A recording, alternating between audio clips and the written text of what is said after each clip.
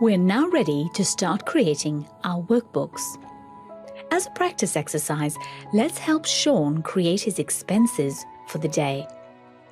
To begin with, we're going to need a new workbook. To do this, we're going to come up to the File tab on our ribbon and click.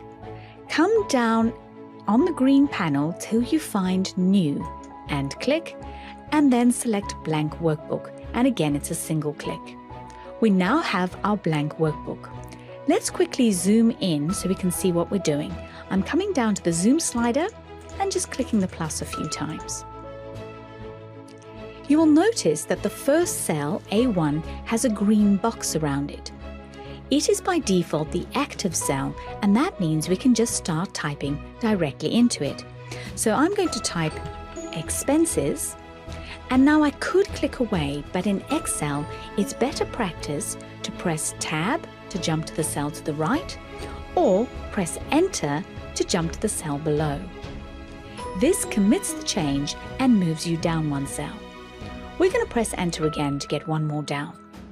Right, next thing we're going to type is Item, but now I want to go right, so press Tab, and it's gone one cell to the right where I'm going to type Cost, and press Enter.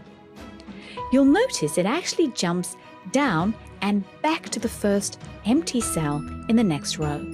This makes your data entry very quick and easy. Right, Sean's first expense was his train ride, so we're going to type train and press Tab, and that costs $6.30, so I'm just going to put 6.3. We don't need to worry about putting extra decimal places or the dollar sign, as we'll look at how we can use formatting tools to do that easily in a later video. Now click Enter. Alright, Sean also bought a coffee, so let's put a coffee in and press Tab, and that costs $3.50. And then lastly, he bought some lunch, and that cost $12, and Enter. He also bought a juice, but then he realizes actually he didn't buy that juice today. That was yesterday. So now he wants to delete that value from that cell. Deleting is easy. Select the cell or cells where you want to remove the data and press the Delete key on your keyboard. This will not remove the cell, just the contents of that cell. Please note, pressing Delete on your keyboard and using the Delete on your ribbon are quite different. The Delete on the ribbon actually removes the cell, and that may cause other data in your spreadsheet to move. So don't use that unless you actually want to remove the cell itself. Sean now realizes he actually has made a bit of a mistake. The train journey in cost him $6.30, but he's going to have to catch the train home again, so he wants to double this value.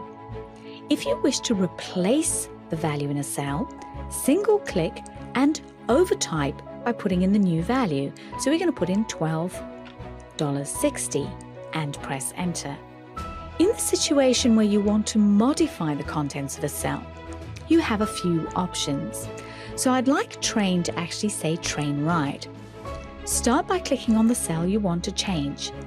Then you can either come up to the formula bar, click in the formula bar and type your change. Now I actually don't want to keep that, so here's a nice little trick. If you've started modifying a cell and you don't want to keep your changes, just press Escape. You don't need to press Undo because you haven't really committed the change until you press Enter. Now another way you can edit a cell is to double click on it. You'll see my cursor is now blinking in the cell and I can type in my change. And again, click Enter. The keyboard shortcut for double clicking is to press F2. And then again, if you don't want to make the change, press Escape. Next thing we need to do is type in a date. So I'm going to come up to cell B1 and I'm going to type in the current date, which is the 12th of the 4th, 2017. Now it's really important when you type dates into Excel that you use the correct format for your regional settings. So in Australia, for example, we type day, followed by month, followed by year. If I was in the US, I would need to put month, then day, then year. Once you finish typing, click Enter, and you will notice that Excel's actually made my column wide enough to fit the date, which is really handy, but it doesn't do that for all your data.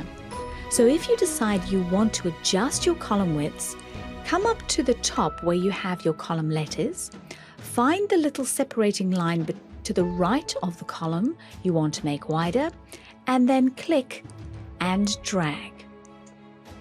It is a very bad idea to leave blank columns in the middle of your data set, so if you need to, rather just make your columns a little wider. Now, one last little thing to finish off our expenses, we need to total them up. So I'm going to click into B7, and here's a great trick.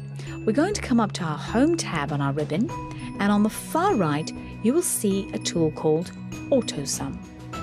We'll look at working with calculations in a lot more detail next week, but if you just quickly need to add up some numbers, you can click on the AutoSum. You'll see it's added up all the numeric values above the cell where I originally clicked, and then just press Enter. So that's Sean's expenses complete. Why don't you now practice at creating your own expenses?